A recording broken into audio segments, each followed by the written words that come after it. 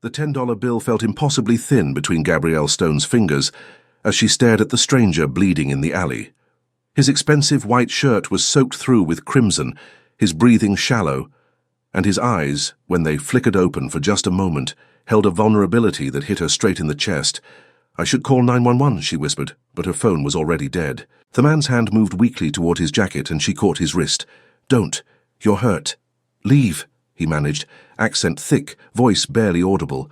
"Not safe." But Gabrielle had already made her decision. This $10 was supposed to buy her groceries for the next 3 days until payday. It was literally all she had. Yet somehow, looking at this stranger who clearly needed help, the choice felt inevitable. "Hold on," she said firmly. "I'll be right back." She didn't know his name. Didn't know that her last $10 was about to buy her way into a world of danger, passion, and a love that would change everything. She just knew she couldn't walk away. Gabrielle Stone had learned long ago that life didn't owe anyone anything. At 28, she'd worked enough double shifts at the Skyline Cafe to understand that good things came from hard work, not wishes. Her feet ached as she finished wiping down the last table, the Seattle rain drumming against the windows. "You heading out, Gabby?" Leon Washington called from behind the counter, his weathered face creasing with concern. "Yeah, Leon. See you tomorrow." She grabbed her worn jacket, checking her wallet. $10, 3 days until payday. The walk home took her through Capitol Hill, past closed shops and late-night bars. Gabrielle kept her head down, her natural hair pulled back in a simple bun, her rich caramel skin glistening with raindrops. That's when she saw him. The man was slumped against the brick wall of an alley. Even in the dim light, she could see the quality of his clothes, black slacks, leather shoes, and that white shirt darkening with blood at his side. Gabrielle's nursing school training kicked in before common sense could stop her. She knelt beside him, checking his pulse, steady but weak. "Sir, can you hear me?" His eyes opened, dark, intense, framed by black hair that fell across his forehead. He was Korean, maybe mid-30s, with a face that would be handsome if it wasn't twisted in pain. "Hospital," she started, but he grabbed her wrist with surprising strength. "No." The single word was firm. "No hospital." Red flags went up in her mind, but looking at his face, she saw fear beneath the pain. "You need medical attention. I'll handle it. Just—" He tried to sit up and failed. "Need to get somewhere safe." Gabrielle looked at the $10 bill in her wallet, thought about Aunt Juanita always saying, "Baby, we help people because that's what makes us human." She made her decision. 20 minutes later, she'd bought gauze, antiseptic, and bandages from a 24-hour pharmacy, cleaned and wrapped his wound in the alley, and called an Uber on her nearly maxed-out credit card. "Cascade Inn," she told the driver, naming a cheap motel nearby. The man drifted in and out during the short ride. At one point, his eyes focused on her face. "Why?" "Because you needed help," Gabrielle answered simply. Something shifted in his expression. "Your name?" She hesitated. "Gabrielle." "Gabrielle," he repeated, as if tasting the syllables. At the motel, she paid for a room, got him inside, left water and painkillers on the nightstand with a note, "Get to a doctor." G. She left before he fully woke, walking home in the rain with empty pockets and an inexplicable feeling that her life had just changed. The next morning, Gabrielle's feet hurt before her shift even started. She'd slept poorly, dreaming of dark eyes and blood on white shirts. "You look exhausted, girl," Hannah Jordan said, her co-worker tying her apron. "Long night," Gabrielle muttered, pouring herself coffee. The morning rush was modest. Gabrielle moved through the motions, taking orders, delivering plates, refilling coffee with a smile that didn't quite reach her eyes. She was wiping down table 4 when the door opened. The energy shifted immediately. Gabrielle looked up and froze. 4 men stood in the doorway. 3 wore dark suits that screamed money and danger. But it was the 4th man who made her breath catch. He was tall, powerfully built beneath an immaculate charcoal suit. His black hair was styled back, revealing sharp angles and intense dark eyes. He looked completely different from the bleeding stranger, put together, commanding, intimidating. But there was no mistaking him. It was him. Their eyes met across the cafe, and Gabrielle saw the exact moment he recognized her. Go Sung-jin had spent the entire morning searching for her. He'd woken in that motel room, wound properly bandaged, and found her note. The security cameras at the pharmacy had given him her image. The Uber driver had been persuaded to share details. His people had tracked her to this cafe in less than 4 hours. Now, looking at the woman who'd spent her last money to save a stranger, he felt something unfamiliar tighten in his chest. She was beautiful, not in the polished way of women who usually tried to catch his attention, but natural and striking. Her skin glowed like warm honey, her hair pulled back to reveal elegant features and eyes that watched him with wariness and recognition. "Table for 4? Leon called nervously. But Sungjin's gaze never left Gabrielle. He moved toward her with deliberate steps, his men positioning near the door and windows. "Gabrielle." Her name sounded different than last night, clearer, more intentional. "You're okay," she said, relief evident before she could hide it. "You didn't go to a doctor." The corner of his mouth lifted. "I had private medical attention, but I wouldn't have made it there without you." Up close, she could see details she'd missed, the sharp line of his jaw, the way his suit jacket fell open, revealing a white shirt with the top 4 buttons undone. And there, barely visible on the side of his neck, was a small tattoo, Korean characters, in delicate script. "I'm glad you're all right," Gabriel said carefully. "Can I get you gentlemen some coffee?" "I came to thank you properly." Sungjin reached into his jacket, pulling out an envelope. "For what you did." "That's not necessary. You spent your last $10 on a stranger. I know this because my people checked. You put a hotel room on a credit card nearly at its limit. You helped someone who could have been dangerous without asking for anything." Gabrielle felt her cheeks warm. "Your people? Please take it. Payment for your kindness." She didn't reach for it. "I don't want your money." Silence fell. Behind Sungjin, one of his men, stocky with a scar through his eyebrow, looked shocked. People didn't refuse Go Sungjin. Sungjin's eyes searched her face, and slowly, a genuine smile appeared. "Why not?" "Because I didn't help you for money. I helped you because you needed help." Gabrielle straightened her spine. "If you want to thank me, you can do it with words, and then you can order something or leave." The scarred man made a strangled sound. Even Leon looked ready to duck. But Sungjin's smile only widened. No one spoke to him like this, with that combination of firmness and genuine disinterest in his power. She had no idea who he was, what he controlled, how dangerous it was to be so blunt, and that made her the most fascinating person he'd encountered in years. "Then thank you, Gabriel," he said softly. "You saved my life last night. I won't forget it." "You're welcome. Now, coffee?" "Coffee," he agreed, still watching her like she was a puzzle. "And I'd like to speak with you when your shift ends, if you're willing." Every instinct told her to say no, but those eyes, intense but genuine, made her hesitate. "About what?" "About keeping you safe. The people who hurt me know you helped me, and that makes you a target." The words hung like a threat and a promise. "Who are you?" Sungjin glanced at his watch. "I'll explain everything, but not here. Trust me for 1 hour. Let me show you why you need my protection. Then decide." 1 hour, she heard herself say, "after my shift." He nodded, satisfaction clear. 1 hour. As he and his men settled at a corner table, Hannah grabbed Gabrielle's arm. "Who is that?" "I don't know," Gabrielle said, but her eyes drifted back to where Sungjin sat, his gaze fixed on her with an intensity that made her skin warm. She didn't know who he was, but she was about to find out. 3 hours later, Gabrielle sat in the most expensive car she'd ever seen, watching Seattle pass by through tinted windows. The leather seat felt like butter, and she was acutely aware of Go Sungjin beside her. "You said you'd explain," she prompted. "I will. But first I need you to see something."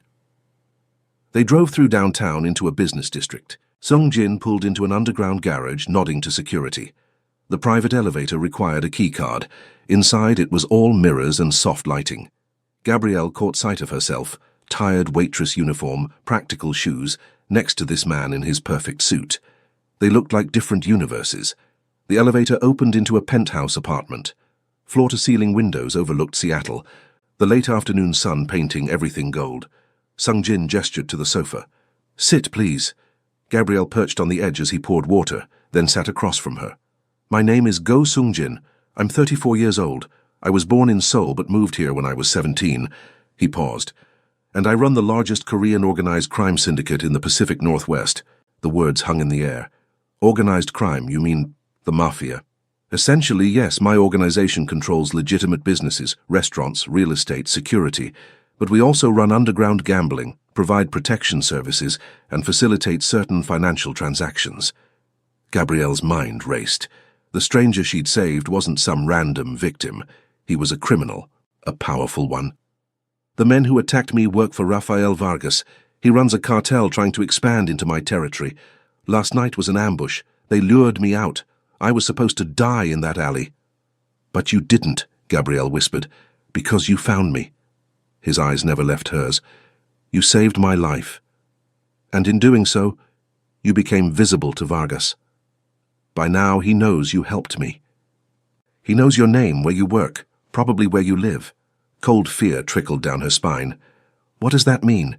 It means he'll use you to get to me. He'll threaten you, hurt you, or worse. Not because you've done anything wrong, but because you showed kindness to his enemy. Gabrielle stood pacing to the windows. This is insane. I just helped someone who was hurt. I know. She felt him move closer. And I'm sorry, but you are in it now, and I won't let Vargas hurt you because of my war. She turned. What are you suggesting? Stay here, under my protection. Not permanently, just until I handle Vargas. A few days, maybe a week. I have security, resources. At your apartment, you're vulnerable. I have a life, a job. My aunt, Juanita Price, 63. Diabetic, lives in Rainier Valley. His voice was gentle. I can have someone check on her, bring medications, ensure she's protected. Your boss, Leon, I can compensate him. Whatever you need. The fact that he knew about Aunt Juanita should have terrified her. Instead, something about the careful way he said it made her pause. Why go through all this for someone you don't know? Sung Jin moved closer. In my world, debts are sacred. You saved my life. I owe you protection. He paused. But beyond that, you interest me. You refused my money. You looked at me like I was just a man. When was the last time someone did that? There was something raw in his admission, something lonely that resonated. 1 week, she said. You protect my aunt. Make sure Leon doesn't lose business. And you promise when this is over I can go back to my normal life. I promise. What neither knew was that there would be no going back. Not for either of them. The guest room was nicer than anywhere Gabrielle had lived. King bed, private bathroom, a balcony overlooking the city, but she couldn't enjoy it because Chantal was calling frantically. Where the hell are you? Chantal's voice was sharp with worry. I'm okay, I'm safe, something happened and I need to lay low. Lay low? What does that mean? His name is Sung Jin. I helped him when he was in trouble, and now he's helping me. It's complicated. Complicated how? Just trust me. But I need you to check on Aunt Juanita. Make sure she's okay.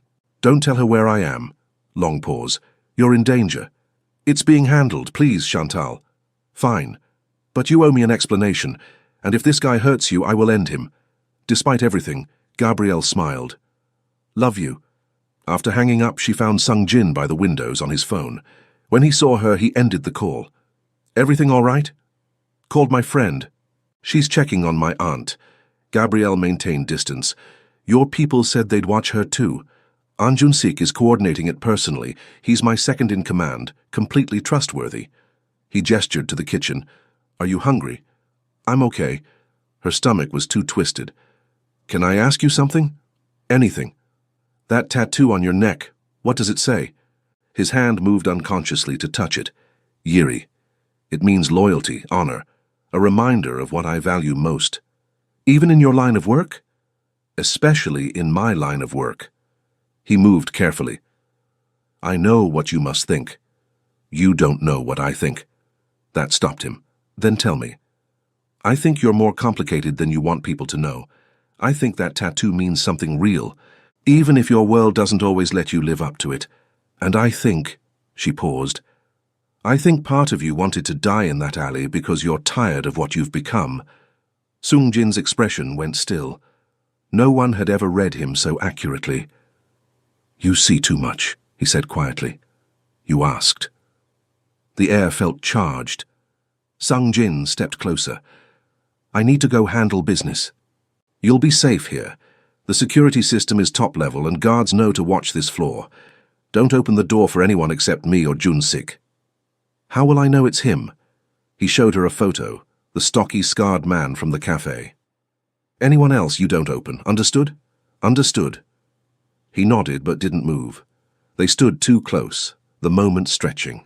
His eyes flickered to her lips before he deliberately stepped back. I'll be back in a few hours, make yourself comfortable. After he left, Gabrielle sank onto the sofa, her mind spinning. 24 hours ago, she'd been a broke waitress with a simple life. Now she was in a penthouse, under a Mafia boss's protection and feeling things she absolutely should not feel. What had she gotten herself into? The answer came when Sung-jin returned hours later, blood on his knuckles and exhaustion in his eyes. Gabrielle was reading when she heard the elevator. She stood as he entered, jacket gone, sleeves rolled up, a cut on his cheekbone. What happened? She was moving before she thought. Vargas sent a message. I sent one back. His voice was flat, but his eyes tracked her approach. You're hurt. It's nothing. Let me see. She reached up to examine the cut, and Sung-jin went very still. Her fingers on his skin were gentle, but the effect was anything but. He could feel her warmth, smell her soap, see the concentration in her dark eyes. It's shallow. Doesn't need stitches. But you should clean it. I will. Neither moved away. Gabrielle, he said, her name like a prayer. You should know something. I'm not a good man. I've done terrible things. For power, control, survival. The blood on my hands isn't just figurative. Being close to me is dangerous in more ways than one. Are you trying to scare me? I'm trying to be honest, because every moment you're here you become more important, and important things in my world become targets. Maybe I'm not as fragile as you think. Maybe. His hand came up, fingers brushing her cheek. Or maybe you're the first truly good thing I've encountered in a decade, and I'm terrified of what will happen if I let myself want you. The confession hung between them, raw and real. I'm scared too, she whispered. Sung-jin's eyes darkened. His thumb traced her cheekbone once before he stepped back. Get some rest. Tomorrow things get more complicated. He was right. They just didn't know how much. Gabrielle woke to the smell of coffee and pancakes. For a moment she forgot where she was until the expensive sheets reminded her. She found him in the kitchen and the sight made her stop. Go Sung-jin, feared crime boss, was cooking. He'd traded suits for black joggers and a fitted white t-shirt, his hair slightly mussed, looking more human than she'd seen him. You cook? He glanced over, a slight smile playing at his lips. My mother insisted I learn. She said a man who can't feed himself is half a man. The smile faded. She'd be disappointed in what I became, but at least I can make decent pancakes. Gabrielle moved into the kitchen accepting coffee. You don't talk about your family much. Not much to say, they're in Seoul. They think I run a security consulting business. He flipped a pancake. They don't know the truth, it's better that way. Don't you miss them? Something painful crossed his face. Every day, but this life, there's no room for family. It makes you weak, gives enemies leverage. That sounds lonely. It is. He plated the pancakes. But that's the choice I made. Power in exchange for happiness. It seemed fair at the time. And now? His eyes met hers. Now I'm not so sure. They ate in comfortable silence before Gabrielle's phone buzzed. Chantal, Aunt Juanita's doing great. Insulin delivered, groceries stocked. Your mystery man has resources. You okay? I'm fine, thank you. Your aunt is important to you, Sung-jin observed. She raised me after my parents died. Car accident when I was 15. Gabrielle set her phone down. She worked 2 jobs to keep me fed, clothed in school. She's everything. That's why you spent your last $10 on a stranger. She taught you to help people. She taught me that we're all we have. Community, compassion, looking out for each other. She met his gaze. She'd have a heart attack if she knew where I was. With a criminal. With someone dangerous, though you don't feel dangerous to me. Sung-jin's expression shifted. I am, though, you should remember that. You keep warning me, but you've been nothing but gentle, because you make me want to be better. The confession came out rough. Being around you is like remembering there's more to life than power plays. You remind me of who I was before all this. Before she could respond, his phone rang. He answered in Korean, his voice sharp and commanding, completely different from the man making pancakes. Gabrielle cleaned up while he paced. His conversation rapid and intense. She caught Vargas's name several times. When he hung up, tension was visible in his shoulders. Problem? Vargas made a move against one of my operations, burned down a warehouse. He's escalating. What are you going to do? What I have to. He looked at her, conflict in his eyes. I need to meet with my people, plan a response. Will you be all right? I've been all right for 3 days. I'll be fine. He moved closer, that intensity back. If anything happened to you because of my war, nothing will happen. You've made sure of that. His hand cupped her face. You have too much faith in me. Maybe you don't have enough faith in yourself. He studied her face like memorizing it, his thumb brushing her cheekbone. When this is over, when Vargas is handled and you're safe, what happens then? I don't know. Do you want there to be a then? I want things I have no right to want. His forehead dropped to rest against hers. I want to wake up and make you coffee every morning. I want to hear about your day, your dreams. I want to be the man you see when you look at me, not the one I actually am. What if they're the same person? Sungjin's answer was to close the distance, his lips meeting hers in a kiss that was gentle and desperate all at once. Gabrielle's eyes fluttered closed as she kissed him back, her hand fisting in his t-shirt. He kissed like he did everything, with complete focus as if she was the only thing that mattered. His hand slid into her hair while his other arm wrapped around her waist. When they broke apart, both breathing hard, he rested his forehead against hers again. I shouldn't have done that. I'm glad you did. This complicates everything. I know, I don't care. A sound from the elevator made them spring apart. An Jun-sik stepped out, took one look, and his expression went neutral. Boss, we need to move. I know. Sungjin's professional mask slammed back, but his hand found Gabriel's, squeezing gently. I'll be back by dinner. Don't open the door for anyone. Be careful, she said. Something warm flickered in his eyes. Always. After they left, Gabrielle wandered restlessly, fingers touching her lips, still feeling his kiss. She was falling for him, had been falling since the alley, but what kind of future could they have? She was by the windows when she heard the elevator again. Her heart lifted. He'd come back early. But when she turned, it wasn't Sungjin or Jun-sik. It was a young Korean man she didn't recognize, with sharp features and a smile that didn't reach his eyes. You must be Gabriel, he said. I'm Go Hyun-woo, part of Sungjin's organization. He said not to let anyone in except him or Jun-sik, Gabriel said, backing toward the kitchen. Relax. I'm here to deliver a message. Sungjin asked me to tell you he's running late. Something felt wrong. Why didn't he call? Phone security. Hyun-woo moved closer, and Gabrielle's hand closed around a knife. You don't trust easily. Smart. What do you really want? His false friendliness dropped away. To warn you, Sungjin is getting soft, distracted, because of you. That makes you a liability. I didn't ask for any of this. But you're here anyway, in his home, in his head, making him weak. Vargas is planning something big, and when it comes, Sungjin needs to be sharp, ruthless, not some lovesick fool mooning over a waitress. Get out! Make me! The elevator dinged. Jun-sik stepped out, expression thunderous. Hyun-woo, what the hell are you doing here? The younger man's mask snapped back. Just checking on our guest. Sungjin gave specific orders. No one but him or me. Jun-sik's hand moved to his jacket. Leave, now. Hyun-woo shrugged, heading for the elevator. But before stepping in, he looked back. Enjoy it while it lasts. Sungjin always chooses the organization over everything else. After he left, Jun-sik turned to Gabriel. Are you all right? I'm fine. Just shaken. Who is he?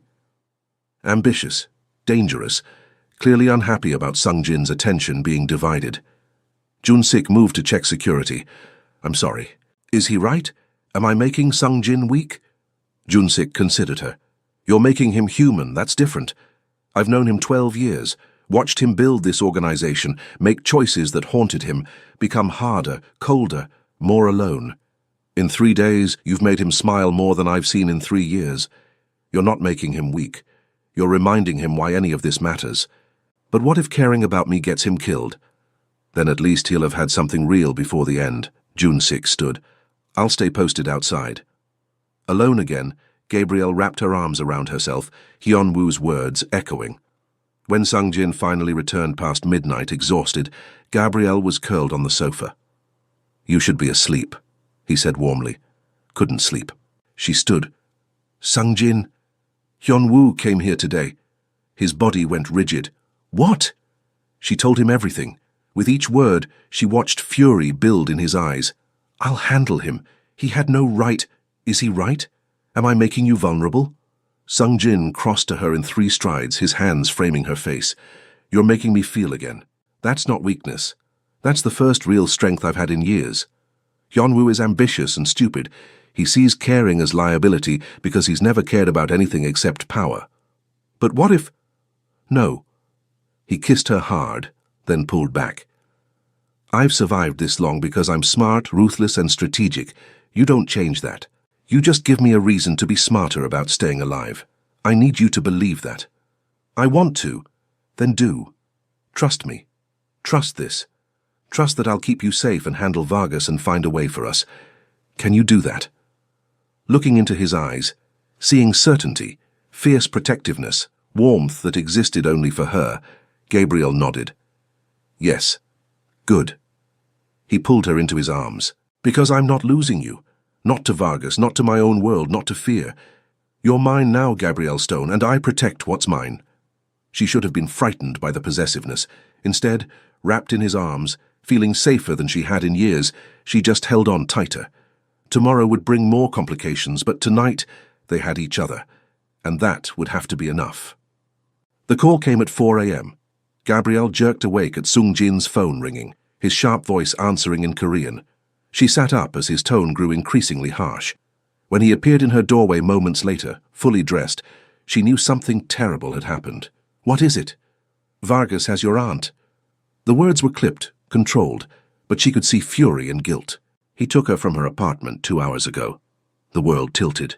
"No, you said she was protected." "She was. He sent 15 men. My guys fought, but—" He moved closer. "I'm so sorry. This is my fault." "Where is she? What does he want?" "Me. He wants me to surrender myself in exchange for her." Sungjin's voice was flat. "It's a trap. He'll kill us both." "Then what do we do?" Terror clawed at her throat. "Aunt Juanita has medical needs." "I know, I'm working on it." He pulled out his phone, typing. "I have people tracking his location. Once we know where, I'm coming with you." "Absolutely not. That's my aunt, the only family I have. You think I'm going to sit here while she's in danger because of me?" "Because of me," Sungjin corrected harshly. "This is my war, and my choice." She grabbed his arms. "I can't just wait here not knowing, please." He studied her face and recognized arguing was useless. "Fine, but you stay in the car, follow every order, and if things go wrong you run, promise me." "I promise." It was a lie and they both knew it. By 6 a.m. they'd located Vargas, an abandoned warehouse south of Seattle. Sungjin's people had confirmed Aunt Juanita was inside, alive but held on the 2nd floor. Gabrielle sat in the SUV, watching Sungjin coordinate with Jun-sik and 8 men. They spoke rapid Korean, checking weapons, reviewing the building layout. The casual efficiency should have terrified her. Instead, she felt numb. Gabrielle. Sungjin appeared at the window, gentle despite the gun at his side. "We're going in, you stay here with Minho. If you hear gunfire and we're not back in 15 minutes, he drives you to the police station. You tell them everything." "Sungjin?" He reached through the window, cupped her face. "I will get her back, I swear. This is my mess and I will fix it. Just come back alive. Both of you." He kissed her, brief, fierce, a promise and goodbye. Then he was gone, moving toward the warehouse. The waiting was agony. Gabrielle counted seconds, minutes, hands twisted together until her knuckles went white. Minho sat silent, alert. 7 minutes, 8, 9. Then gunfire erupted. Minho's hand moved to the keys, but Gabrielle was already opening the door. "Miss, you can't—" "My aunt is in there." She was out before he could stop her, running toward the entrance. The building was chaos. Men fighting on the main floor. She recognized Jun-sik grappling with someone, saw flashes of movement, but she didn't see Sungjin or Aunt Juanita. Stairs. She spotted them and ran, keeping low. The 2nd floor was quieter but more ominous. Gabrielle moved down a hallway, checking rooms until she heard a familiar voice. Don't care what you want, I'm not telling you anything about my niece. Aunt Juanita! Gabrielle burst into the room and stopped cold. Her aunt sat tied to a chair, defiant despite obvious fear. Standing behind her was Rafael Vargas, tall, broad, with cold eyes and a gun. Ah, the waitress. Vargas's smile was cruel. Sung Jin's new weakness. Perfect timing. Let her go. Your fight is with Sung Jin, not her. My fight is with anyone who helps him. Vargas pressed the gun against Aunt Juanita's head, and Gabrielle's breath stopped. You've been very helpful. For that, you both die. Touch her, and you'll have to go through me. Sung Jin stepped into the doorway, gun raised, his face deadly calm. Behind him, Jun-sik appeared, weapon ready. Vargas laughed. How noble, the crime boss playing hero. He pressed the gun harder. Drop your weapons, or I paint the walls with her brains. Gabrielle watched Sung Jin's face, saw calculation, rage barely contained. Let them go, Vargas. Your beef is with me. My beef is with your entire operation. He never finished. Aunt Juanita suddenly threw her head back, smashing into Vargas's nose with a crack. Vargas stumbled, gun swinging wide, and Sung Jin moved. The gunshot was deafening, but it was Jun-sik who fired, his bullet taking Vargas in the shoulder. Gabrielle ran to her aunt, working at the ropes. Oh my God, are you okay? Been better, baby, Aunt Juanita said, eyes fierce. Though I've wanted to headbutt someone for years. Felt good. You're insane. Gabrielle laughed through tears, finally getting the ropes loose. Behind them, Sung Jin had Vargas on the ground, knee on his back, gun to his head. This is the only warning you get. Leave Seattle. Touch anything connected to me again, and next time Jun-sik won't aim for your shoulder, understood? Vargas spat blood but nodded. Good. My people will escort you to the border. Sung Jin stood, gesturing for his men to take Vargas. Then he turned to Gabrielle and Aunt Juanita, and the cold mask shattered. Are you hurt? We're okay, Gabrielle said, supporting her aunt. Sung Jin, this is my Aunt Juanita. Aunt Juanita. This is Go Sung Jin. Aunt Juanita looked him up and down. You're the one who got my niece mixed up in this mess. Yes, ma'am. And you came to get me out. Yes, ma'am. She studied him, then nodded. We'll talk later. Right now I need my insulin and a stiff drink. Despite everything, Gabrielle felt laughter bubble up. Sung Jin's expression softened, a small smile appearing. I can arrange that. Hours later, after Aunt Juanita had been checked by a doctor, given insulin, and settled in a secure hotel with protection, Gabrielle finally let herself fall apart. She stood on Sung Jin's penthouse balcony, the morning sun rising, and trembled. Strong arms wrapped around her from behind. She's safe, Sung Jin murmured into her hair. Vargas is gone, it's over. I was so scared when I saw that gun against her head. I know. He turned her in his arms. When I realized you'd left the car, that you'd run into danger. His voice roughened. I've never been that terrified, not even when I was bleeding out in that alley. I couldn't just sit there. I know, and your aunt is a warrior. That headbutt was legendary. Despite her tears, Gabrielle laughed. She is amazing. Like her niece. Sung Jin cradled her face. Gabrielle, I need to tell you something. The seriousness made her heart skip. What? This life, my life, it's always going to have danger. Even with Vargas gone, there will be others. Rivals, enemies. I can't promise you safety or normal. All I can promise is that I'll spend every day protecting you, fighting for you, doing everything to keep you and the people you love safe. Sung Jin, I'm falling in love with you, he said quietly, intently. Maybe I started that night in the alley. Maybe it was in the cafe when you refused my money. But I am, and I need you to know what that means. It means I'll never stop trying to be better for you. It means you're mine to protect, to cherish. Gabrielle kissed him, cutting off the words. She kissed him with everything she felt. Fear, relief, the impossibility of it all, and the undeniable fact that she was falling too. I love you, she whispered against his lips. I know I shouldn't. I know it's crazy. But I do. Sung Jin's arms tightened around her, and when he kissed her back, it was with desperation and tenderness that made her knees weak. What happens now? Gabrielle finally asked. Now? Sung Jin pulled back to look at her, hope in his eyes for the first time. Now we figure it out together. I'll start transitioning my businesses to legitimate operations. It won't be overnight, but I have enough clean investments. Junsik can handle phasing out the rest. You do that, leave your organization? For you, I'd do anything. Besides, I'm tired of the violence, the paranoia, the loneliness. You showed me there's another way. I want that life with you. My aunt is going to have so many questions. I'll answer them honestly.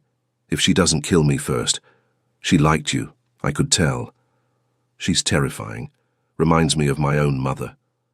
Gabrielle leaned into him, exhausted but happier than she'd been in years. We're really doing this. We really are, though fair warning, I've never, and this is all new to me. Good thing I'm patient. Good thing I'm determined.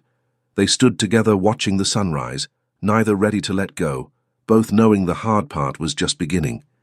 But for the first time in a long time, Gabrielle felt hope, and Sung Jin felt peace. The waitress who'd spent her last $10 on a stranger had saved more than his life. She'd saved his soul. 2 weeks later, everything came crashing down in a way none of them expected. Gabrielle was back at the Skyline Cafe, having negotiated with Leon for reduced hours. Sung Jin had kept his word. His people had discreetly helped the cafe's finances. When are you going to tell me about your mysterious boyfriend? Hannah asked for the 100th time. He's not mysterious anymore. You've met him 3 times. Yeah, and he still looks at you like you hung the moon. Before Gabrielle could respond, her phone buzzed. Sung Jin, can you come to the penthouse when your shift ends? Need to talk. Her stomach dropped. Need to talk was never good. She arrived an hour later to find Sung Jin pacing, tension in every line of his body. Junsik sat on the sofa, expression grim. What's wrong? Sung Jin stopped pacing. Vargas is back. He didn't leave. He's been planning something bigger. How much bigger? He's partnered with the Yakuza, Kenji Sato's organization.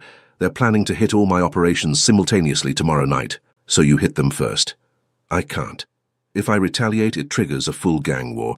The FBI has been watching both organizations. Any major violence, and they come down on everyone. I'd be arrested, Junsik. All my people. Everything would be seized. Then what do? I have 2 choices. He moved closer, taking her hands. 1. I surrender my territory peacefully. Let Vargas take over. Walk away with nothing but my life.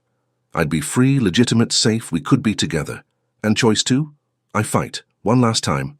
Defend what's mine. Take the risk. Eliminate Vargas and Sato permanently. But if I choose that, I might not survive. And even if I do, there's no guarantee I won't end up in prison. You're asking me to choose. No. I'm telling you what I've already decided, and I need you to understand why. Tell me. Sung Jin pulled her to the sofa. 3 weeks ago, I would have fought without hesitation. Power, territory, respect. That was everything. But then you saved my life. You showed me what real goodness looks like. You made me want to be better. Sung Jin, I'm choosing to walk away. I'm surrendering my territory to Vargas. Junsik and the others can find legitimate work. I'm done with this life. Because a future with you, normal, peaceful, real, is worth more than any empire. Tears filled Gabrielle's eyes. You'd give up everything? I'd give up anything for you. This is the right choice, for me, for us, for the life I want to build. I just needed you to know you didn't force this. You inspired it. Junsik cleared his throat. For what it's worth, I think it's the right call, boss. You've been wanting out for years. She just gave you the courage. What will you do? Gabrielle asked him. Sung Jin's offering me a position in his legitimate security company. Most of the others, too. Thank you, both of you. Don't thank me yet, Sung Jin warned. Vargas might not accept peaceful surrender.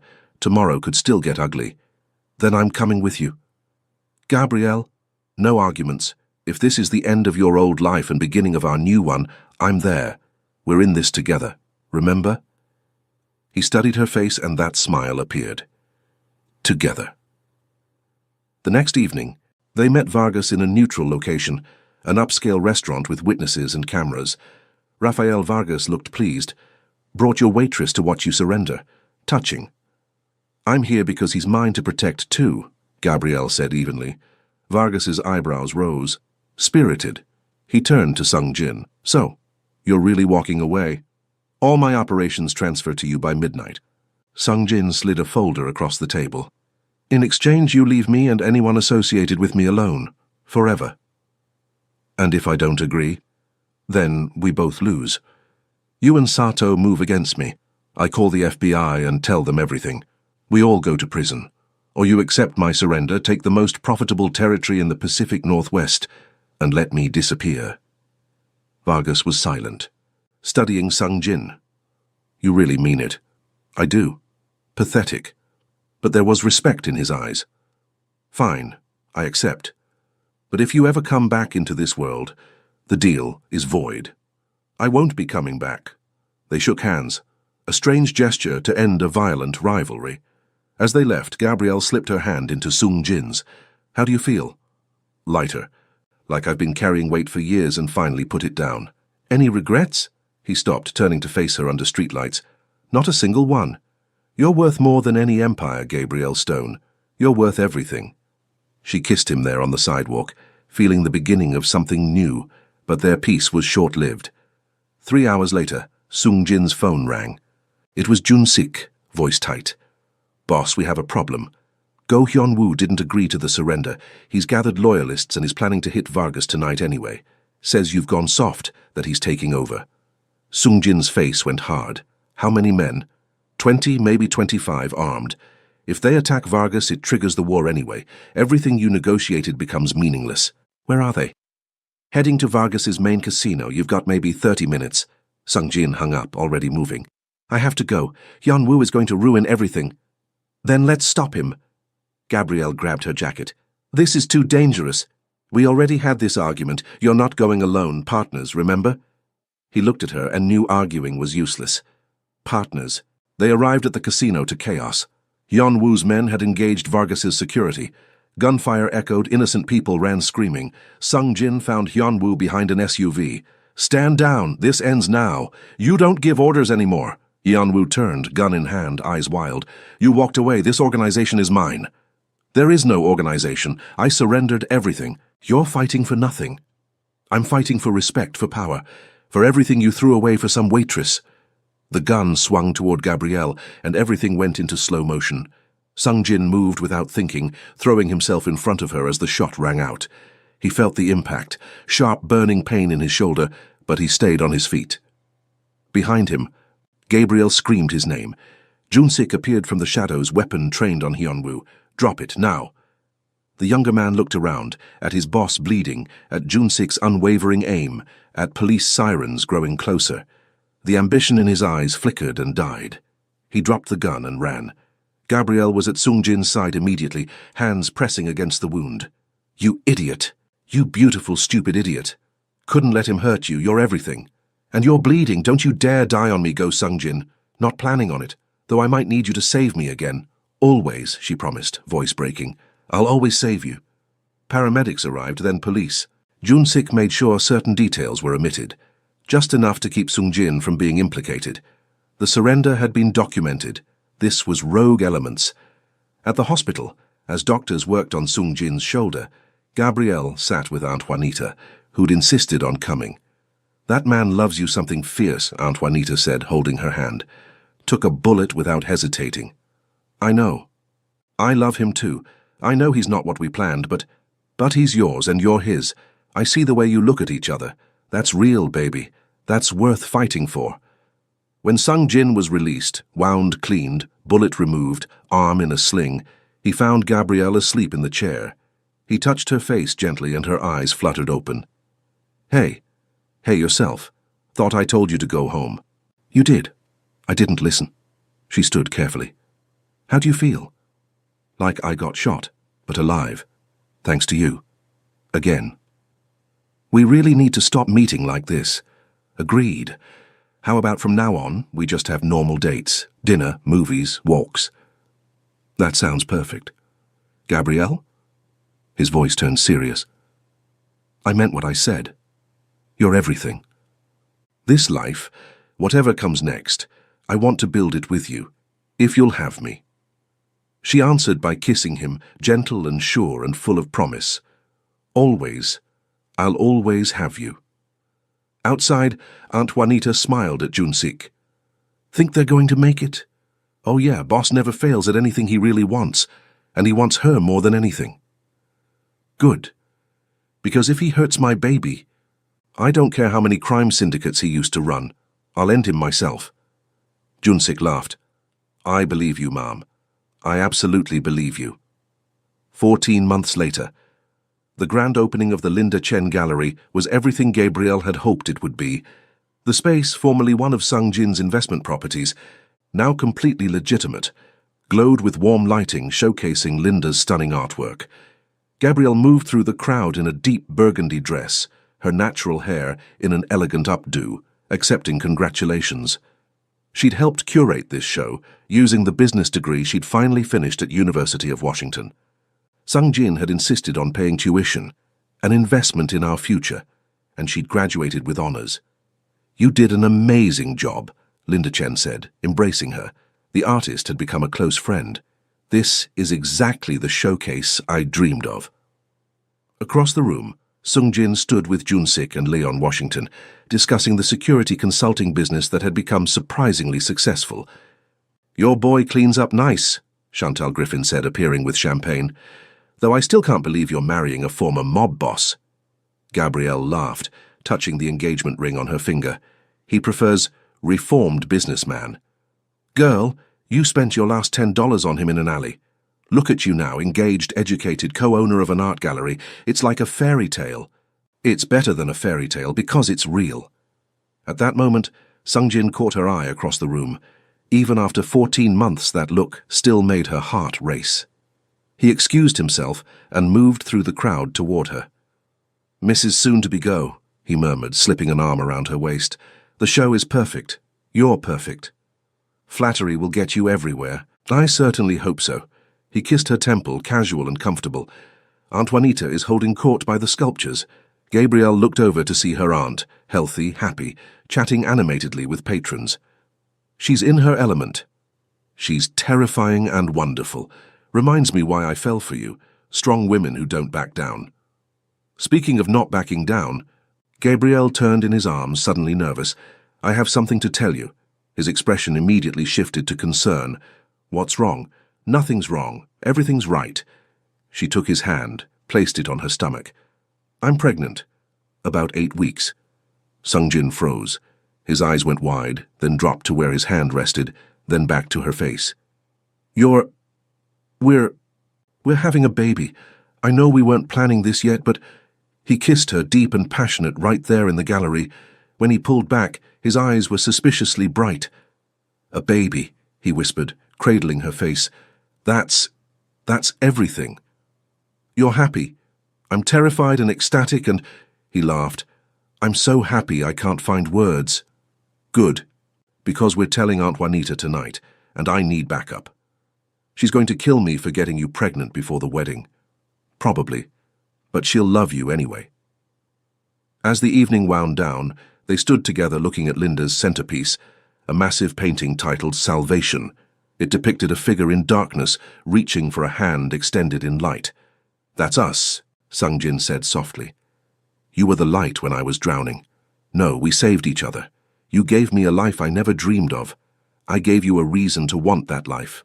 We're partners. Partners. Through everything. They stood there in their gallery, surrounded by art and friends and the promise of the future growing inside her. The waitress who'd spent her last $10 on a stranger had gained a world, love, family, home, hope. And the crime boss who'd been bleeding in an alley had found salvation in the gentle hands and fierce heart of a woman who'd seen his worth when he'd forgotten it himself. I love you, Sung Jin murmured. You and our baby. You're my everything. I love you too. Gabrielle turned in his arms. You saved my life. No, he corrected gently. You saved mine. And this time, neither of them argued, because they both knew it was true.